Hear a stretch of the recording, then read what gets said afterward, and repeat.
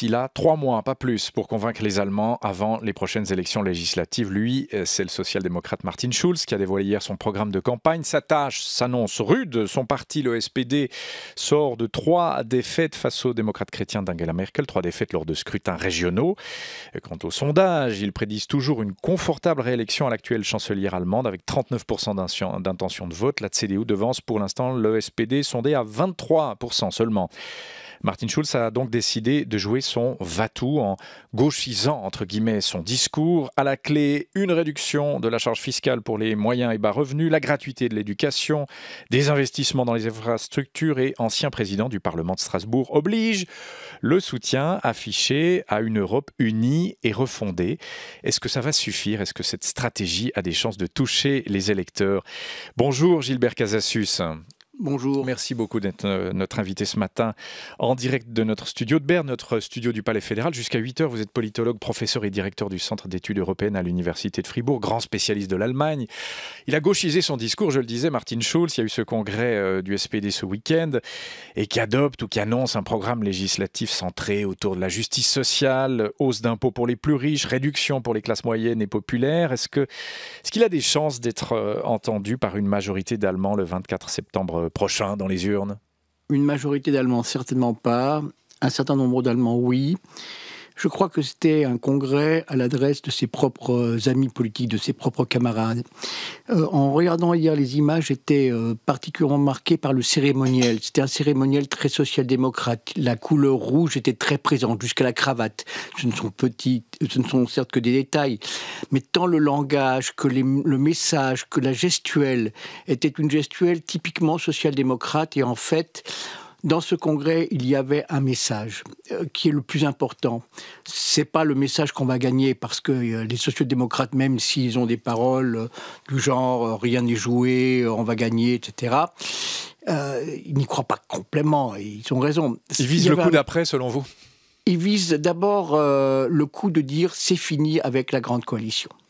Et je pense que la stratégie de Schulz, c'est de se dire que dans un Parlement recomposé, il faudra que le SPD devienne la grosse force d'opposition, notamment vis-à-vis de la Linke, et que tous les thèmes sociaux et les thèmes de justice soient les thèmes de prédilection des sociodémocrates pour, en 2021, voire avant, pouvoir revenir au gouvernement. La grande faiblesse des sociodémocrates, c'est d'être ce qu'on appelle le partenaire junior de la CDU forte. Et donc, ils jouent les seconds rôles et ils en ont ras-le-bol, passez-moi l'expression, de jouer les seconds rôles. Donc, si j'y résume, il sait ou il sent qu'il n'a aucune chance de l'emporter face à Mme Merkel en septembre, mais joue, c'est ce que je dis, le coup d'après, vous l'avez dit, une grande coalition et une force d'opposition retrouvée. Est-ce que ça, même, ils y arriveront, selon vous? Parce que c'est vrai qu'il y a pas mal de propositions assez concrètes, propositions fiscales, soulager de 16 milliards de francs les petits et moyens revenus, parler au porte-monnaie des gens. Est-ce que ça marche, ça, en Allemagne aujourd'hui, leur montrer qu'on va s'en occuper, les choyer? Est-ce que c'est une dialectique qui fonctionne? Vous employez vous-même le mot de dialectique. Alors, ça fonctionne sur un point, c'est que les Allemands votent toujours avec le porte-monnaie, qu'on le veuille ou non, ça joue un grand rôle. Mais les Allemands n'aiment pas quand on leur parle de leur faiblesse. Ils préfèrent de toute façon qu'on leur parle de leur force. Et ça, c'est la grande force, justement, d'Angela Merkel. Mais il y a des faiblesses en Allemagne. Il y a des faiblesses liées à des choses qu'on cache. Cachez donc cette pauvreté que je ne saurais voir. Ces petits jobs qui ne rapportent pas autant. Pas seulement, aussi, surtout, et ça va croître, l'état financier des retraités, des petites retraites, des gens qui sont véritablement au bord du minimum social et du minimum pour vivre. Les retraites en Allemagne, par rapport à d'autres pays, sont proportionnellement faibles. Et un deuxième point qui est une épée de Damoclès, c'est la politique d'investissement public. Ça ne touche curieusement pas l'Allemagne de l'Est, mais l'Allemagne de l'Ouest. Étant donné qu'on a beaucoup investi en Allemagne de l'Est, au bout de 30 ans, à un moment donné, c'est à l'autre partie de devoir investir. Quand vous prenez le train en Allemagne, vous avez vite compris. Quand vous regardez l'état de certaines routes, vous avez vite compris. Quand vous voyez l'état de certains établissements publics comme les universités, mais autres, vous avez vite compris. Donc là, il y a des déficits et il faudra ipso facto, de façon presque naturelle, investir énormément, et c'est pas aujourd'hui slogan préféré de Mme Merkel de parler de ça, c'est clair. Oui, donc Martin Schulz a choisi de jouer cette carte-là, hein, vous l'avez dit, ça parle au cœur des gens quand il s'agit de questions de porte-monnaie. Il y a aussi cette idée de commission censée réfléchir à la création d'un impôt sur la fortune, ça fait partie du programme, et même si M. Schulz n'en parle pas stricto sensu dans sa campagne, est-ce que ça peut voir le jour? Est-ce que c'est risqué d'aller sur ce terrain-là en Allemagne aujourd'hui? C'est relativement risqué, dans la mesure où les Allemands n'aiment pas trop, comme les Suisses, et là il y a une similitude, parler d'imposition. Je crois que c'est une chose qui n'est pas du tout populaire, sachant qu'en Allemagne, tout ce qui est lié à la finance, il y a une sorte de, comment dirais-je, de fierté d'être fort financièrement, d'être fort au niveau de l'argent, fort au niveau commercial. Alors dès que l'État essaye de prendre une ponction, c'est mal vu par une grande majorité d'Allemands. Là, nous avons beaucoup de parallèles avec l'Allemagne en Suisse. Vous avez parlé de couleurs ou de symboles sociodémocrates à propos de ce qui s'est passé ce week-end. Est-ce que ce positionnement ne devient pas un peu trop flou dans l'Europe d'aujourd'hui, je veux dire, où la gauche se gauchise? On peut penser au travailliste britannique Jeremy Corbyn, voilà, à d'autres aussi. Et puis Emmanuel Macron, lui, alors, fait une voix qu'il dit nouvelle, centriste, enfin, ni à gauche ni à droite. Est-ce que là, cette voie social-démocrate ne commence pas, en Allemagne et dans l'Europe d'aujourd'hui, à devenir un peu floue et illisible? Qu'en dites-vous, Gilbert Casassius? Ni flou ni lisible, mais peut-être un peu démodé, dans la mesure où la social-démocratie a été liée au monde syndical et au monde ouvrier. Et le monde syndical et le monde ouvrier, tel qu'on le connaît, ou tel qu'on l'a connu, est aujourd'hui dépassé. Il n'y a plus les liaisons, les passage entre le syndicalisme ouvrier et le politique. On remarque dans les jeunes générations, il n'y a pas d'ancrage. Les bastions sont partis. Je pense qu'il y a un véritable questionnement à gauche de savoir qu'est-ce que c'est être aujourd'hui de gauche en Europe. Et on voit que dans tous les partis de gauche en Europe, tous, que ce soit l'Italie, que ce soit en Grande-Bretagne, que ce soit en Allemagne, que ce soit en France, voire en Suisse, il y a des questions de positionnement par rapport à des questions de société. On a des lignes de fracture qui sont différentes que des lignes de fracture qui existaient auparavant. Je parlais dans un article des changements de plaques tectoniques en politique. Et véritablement, il y a toujours un affrontement gauche-droite, mais il y a d'autres lignes de fracture. Et la gauche a parfois des difficultés de se retrouver dans la question de savoir où est-ce qu'on est par rapport à ces lignes de fracture. Alors on connaît la vie des plaques tectoniques, certaines s'enfoncent l'une sous l'autre et puis d'autres s'écartent l'une de l'autre. Hein.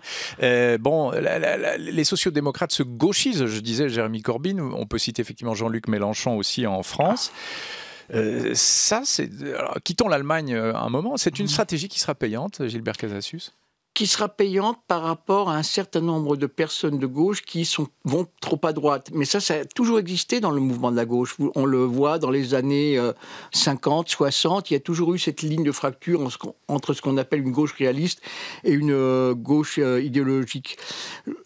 C'est payant, mais jusqu'à une certaine limite, jusqu'à la preuve du contraire, M. Corbyn, même s'il a réalisé un bon score, n'a pas gagné les élections britanniques. Et je veux dire, Merkel, c'est un autre calibre que Mme May, donc c'est beaucoup plus difficile pour Scholz de s'en prendre à Mme Merkel que pour Corbyn de s'en prendre à Theresa May. Et Mélenchon, il a peut-être fait un bon score, mais il n'est pas en capacité de gouverner. Alors c'est sûr et certain que cette partie de la gauche va obtenir de bons résultats, mais en politique, il faut obtenir la majorité, et ni l'un ni l'autre ne sont qu'à, dans la situation actuelle, d'obtenir une majorité. Bon, il reste 3 mois, je l'ai dit, avant le 24 septembre, avant les législatives allemandes. Martin Schulz fait mine d'y croire, en tout cas. L'écart dans les sondages est important. Hein. Je le citais, 23% seulement pour le SPD face à 39% pour la CDU. Qu'est-ce qui pourrait, durant ces 3 mois, faire évoluer les choses en sa faveur et le faire remonter dans les sondages? Peut-être le fait que certains électeurs de gauche se disent quand même il faut qu'il y ait un parti social-démocrate relativement fort pour faire contrepoids à Mme Merkel, une sorte de fidélité d'un certain électorat. Mais justement, la fidélité des électorats existe de moins en moins. Ce qui risque d'arriver, c'est de savoir quel type de coalition va gouverner l'Allemagne en septembre. Et là, on ne le sait pas.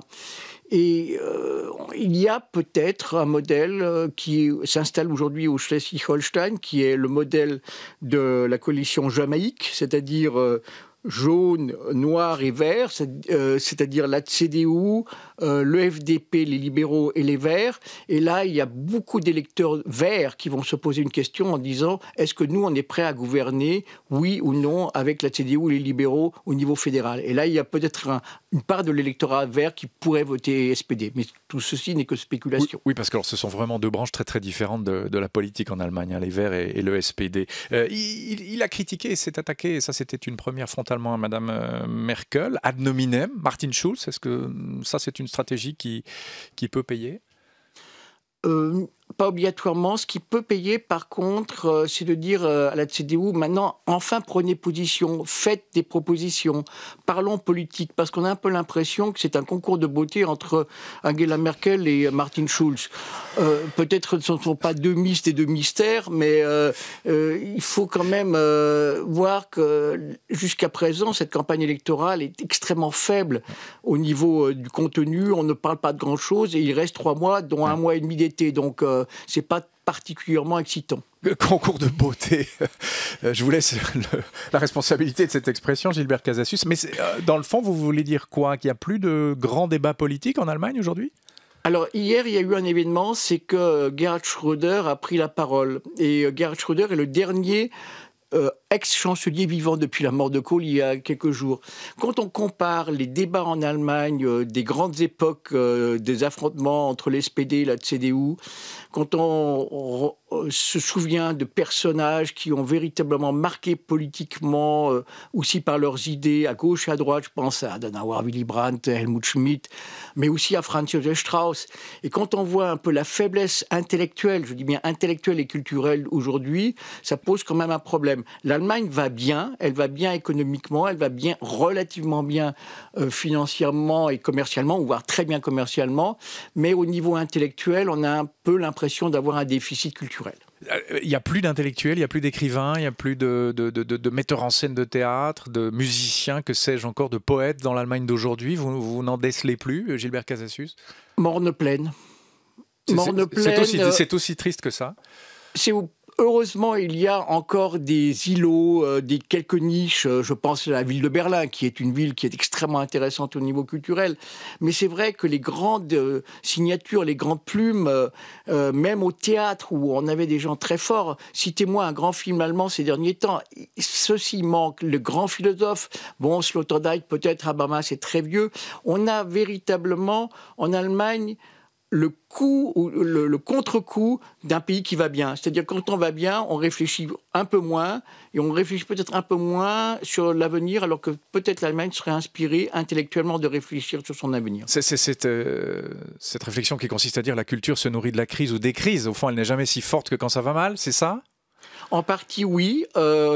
Parfois, un pays qui peut aller bien, tout à coup, remarque qu'il n'allait pas aussi bien. C'est ce qui s'est passé dans les années 60 avec le mouvement étudiant, mais nous ne sommes pas du tout dans cette constellation-là. Il y a une sorte de volonté de faire avec, de conformisme intellectuel et de conformisme, je dirais, très lié aussi à la mondialisation. Les Allemands sont plus ou moins contents de la mondialisation parce qu'ils sont également gagnants dans la mondialisation et ne prennent pas en compte les critiques qui peuvent être formulées à l'encontre d'un régime ou d'un système économique et financier. Gilbert Casasus, juste avant d'aborder la presse qui nous ramènera d'ailleurs à l'Allemagne, expliquez-nous ce qui s'est passé, parce que les sondages en Allemagne plébiscitaient Martin Schulz quand il a quitté la présidence du Parlement européen, et ça n'a pas duré. Comment expliquer le côté éphémère de ce phénomène ?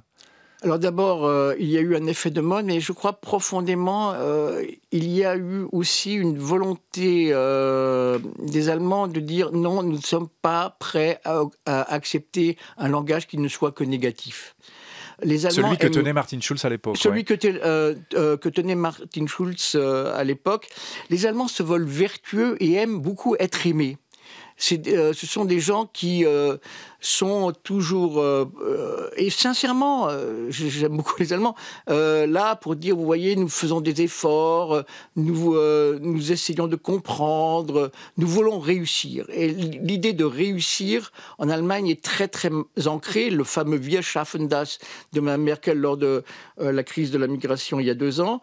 Et quand on donne le sentiment de dire on va y arriver, eh bien on gagne. C'était le sentiment qu'avait réussi à très bien transmettre Helmut Schmidt au SPD dans les années 70, notamment après la crise du terrorisme. Aujourd'hui, on a une nouvelle forme du « je réussis, nous réussissons », et c'était le langage de la CDU, et c'est un langage que les Allemands préfèrent écouter qu'un langage où l'on se plaint à longueur de journée, qui n'est pas du tout un langage qui passe en Allemagne. Alors la presse, on y vient avec Dominique Schoeffa et Esther Coco. On sait qu'il y a évidemment beaucoup d'Allemands en Suisse. Les Allemands qui étaient venus travailler dans notre pays sont nombreux à rentrer au bercail. C'était à lire, Dominique, dans le journal Le Temps. C'était l'un des psychodrames alémaniques de ces 10 dernières années. Ces Allemands qui arrivaient en masse dans notre pays pour occuper des postes à tous les échelons de responsabilité. Eh bien aujourd'hui, le phénomène s'inverse. Ils n'ont jamais été aussi peu nombreux à venir en Suisse depuis 10 ans. Et ceux qui sont installés dans notre pays font leurs calculs. La différence salariale existe. On gagne encore 1,2 fois plus en Suisse qu'en Allemagne. Mais cette différence a baissé. Et puis fonder une famille coûte plus cher en Suisse. Les Allemands évoquent les difficultés à trouver des crèches, l'absence de congé paternité, sans parler du climat xénophobe que certains ont ressenti. Le rebond européen et la bonne santé économique de l'Allemagne sont autant d'éléments qui incitent les Allemands à rentrer chez eux. Que dites-vous de ce phénomène, Gilbert Casasius ? D'abord, permettez-moi de rendre hommage à l'ambassadeur Otto Lampe qui quitte la Suisse, qui a fait beaucoup de travail pour la relation Suisse-Allemagne. Deuxièmement, je souscris à ce qui vient d'être dit. Je pense que aussi les Allemands ont découvert une Suisse qu'ils ne connaissaient pas. Ils croyaient que la Suisse n'était qu'alémanique. Je me souviens d'une petite anecdote. Un jour, il y avait une skieuse romande qui avait gagné et le journaliste de la ZDF, de la seconde chaire allemande, dit « Malgré son nom français, c'est une Suissesse ». Vous voyez à peu près la connaissance. C'était quand même un peu fort. Alors, c'est évidemment exagéré ce que je dis, mais je pense qu'ils ont une idée de la Suisse en croyant que la Suisse est une petite Allemagne, et c'est pas du tout le cas. Et là, ils ont été un peu surpris, mais il est vrai aussi que parfois c'est un peu difficile pour eux par rapport à une forme de rejet, mais parfois c'est eux-mêmes qui aussi suscitent cette forme de rejet. Donc ça, c'est une réalité. Puis, ce qu'il faut aussi savoir, c'est qu'on aime bien retourner dans son pays lorsque son pays va bien. Mais que va faire la Suisse sans les Allemands ? Ils sont partout, et tant mieux, enfin, dans les hôpitaux, etc., dans les entreprises, dans le privé. Si les Allemands partent, qui va les remplacer, si je puis dire, Gilbert Casasius ? Permettez-moi de répondre par une boutade, mais c'est peut-être un autre sujet. Vivre la libre circulation. Je veux dire, peut-être les Allemands, on peut les remplacer par d'autres, et je pense qu'il y a d'autres pays qui sont intéressés de venir, et la libre circulation est là pour justement créer des flux, des reflux, et je crois que c'est un point essentiel, et je pense qu'il y a encore beaucoup d'Allemands qui aimeraient vivre en Suisse, j'en connais personnellement. Alors ça nous ramène aussi à l'Allemagne, c'est un scénario qui fait trembler toute l'industrie automobile. 13 millions de propriétaires d'une voiture diesel pourraient se voir interdits d'entrer dans certaines grandes villes allemandes. Oui, ce scénario est un peu fou, on en a d'ailleurs déjà parlé sur notre antenne, mais il se propage et il prend forme comme l'analyse Le Courrier, La Liberté, Le Nouvelliste et les quotidiens de l'arc jurassien. Hambourg et Stuttgart ont décidé d'interdire l'accès des grandes artères centrales aux véhicules diesel qui ne seraient pas conformes avec certaines normes anti-pollution. Et puis la ville de Munich réfléchit à faire de même, une réalité politique que les industriels ne veulent évidemment pas voir se concrétiser. Mais le scandale VV, le réchauffement climatique et puis surtout les problèmes croissants de santé liés à la pollution de l'air, tous ces éléments poussent de plus en plus les grandes villes allemandes à réagir. La justice tranchera. Diesel qui est allemand, inventé à l'époque par Rudolf Diesel, donc Dieu sait que ce pays a un lien avec cette technologie. Est-ce que c'est possible d'interdire des moteurs diesel dans les principales villes allemandes ? C'est un sujet évidemment à la fois politique, technologique, écologique, médical. Qu'en dites-vous, Gilbert Casasius ? Je pense que là, nous avons un sujet politique intéressant et que beaucoup d'Allemands y sont très sensibles, notamment dans les Allemands qui habitent dans les milieux urbains. Alors évidemment, faire en sorte que les Allemands ne doivent pas prendre leur voiture chérie, leur belle voiture allemande chérie, ça va être dur. Mais néanmoins, je pense qu'il y a une sensibilité très profonde chez les Allemands, au-delà des clivages politiques traditionnels, pour accepter que la circulation automobile, notamment des véhicules diesel en ville, soit totalement interdite.